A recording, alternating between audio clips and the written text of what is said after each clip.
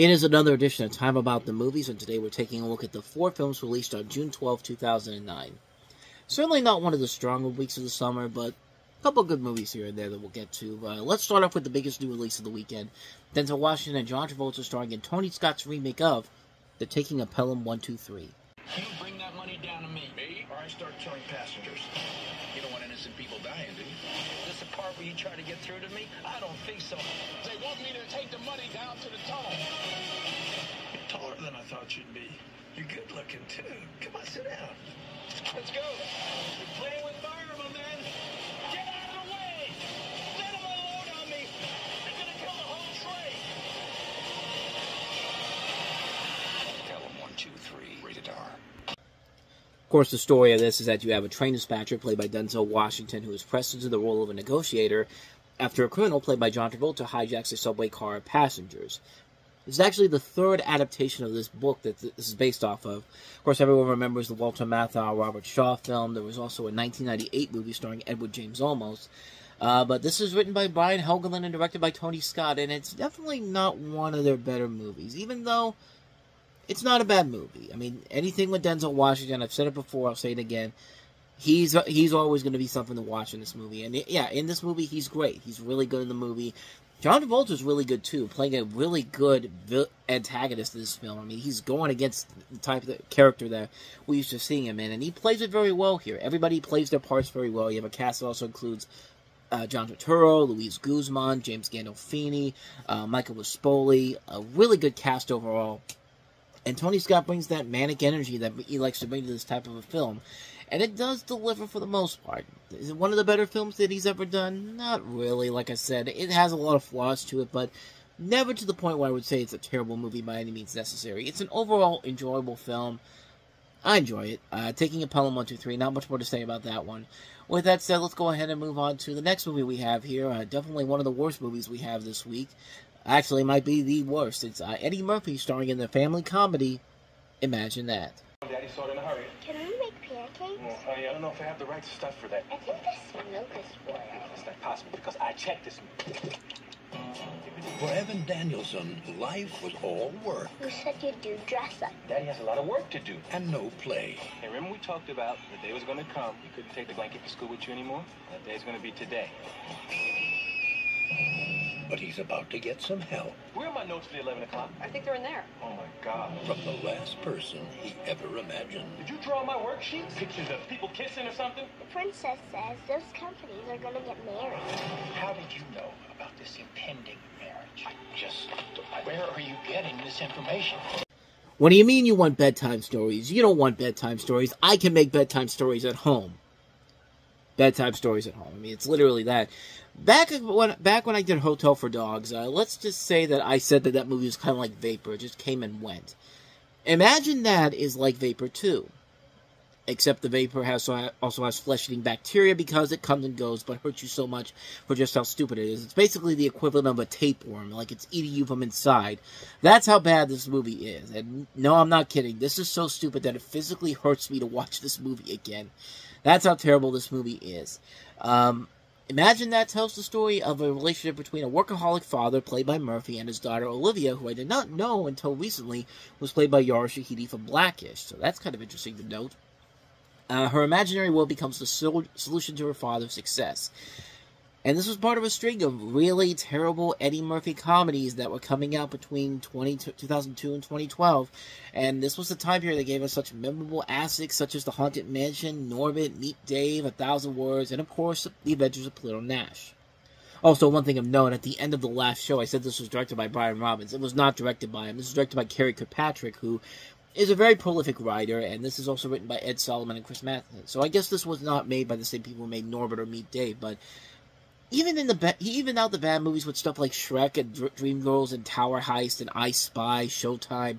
But when Murphy attaches himself to bad movies like this, it just makes you want to smack your head against the wall and think to yourself, why are you wasting your comedic skills on this?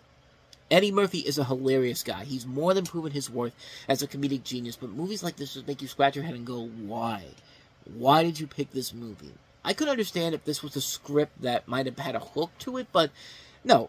it's pretty much a bad script that he attaches himself to. I mean, Daddy Day Camp was too much for him to return for, but movies like this, these are perfectly fine. I mean, the movie is just such a mess, and most of it comes from the story itself. Eddie Murphy's daughter's imagination can predict the future. I mean, how that can happen, it's never really explained. It also doesn't help that the people Murphy works for have succumbed to stupid adult syndrome that you find in most bad kids movies like Blank Check. I mean, it's the perfect way to describe Imagine That. I mean, if you saw the Nostalgia Critic review, it's bland shit 101. I mean, that's really what the movie of the majority of the film is. It's just bland shit that doesn't work at all. Is there anything that gives this movie some credit? Well, I'll be honest, Eddie Murphy is not bad in here. He isn't doing his usual stick overall, and he has a good chemistry with his film daughter, Yara Shahidi, and again, she'd go on to star in Blackish, so these are two capable actors, and that's really all I got to say that's positive about it. Everything else, it's just bland. It's a bland movie, a lackluster premise, no twists or surprises, lackluster comedy, a talented cast wasting their potential on this. It just feels like no effort went into this whatsoever. They just needed something to shit out for the kids, and pretend like there was and try to pretend that they were part of the competition in the summer of 2009, but bad news. Up came out the same year. Night at the Museum 2 came out the same year. You already lost before you even began, so that's all you can pretty much say about Imagine That. So, let's get back to some good movies. Let's see what Sam Rockwell and Kevin Spacey are doing in space with Duncan Jones' Moon. You've been up here too long, man. You've lost your marbles. I understand what's happening. This is my mind. I want to go home. I know.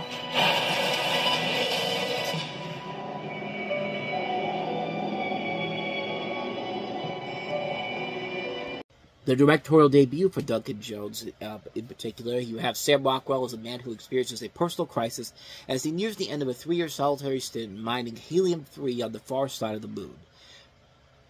Kevin Spacey co-stars with a voice role in here. You also have Kayla Scoderio from The Maze Runner, Benedict Wong from Doctor Strange, Matt Berry from What We Do in the Shadows.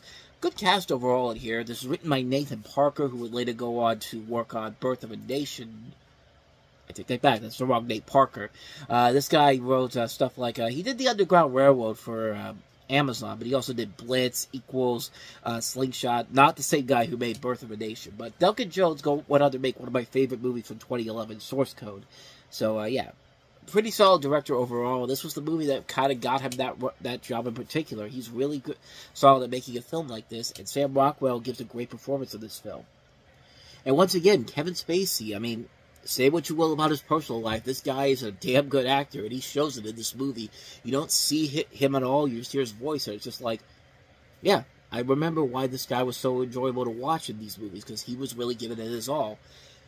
It's a great movie. It's a really solid film, a really good, visually pleasing-looking film. Small-budgeted film, too. I mean, it was not a big-budgeted movie in general for a first-time director. I mean, this is pretty impressive stuff all around, so, yeah, Moon is a pretty amazing film. Same can't be said for our last film, though. Let's go ahead and take a look and see what Francis Ford Coppola is up to now with his latest film, Tetro. They're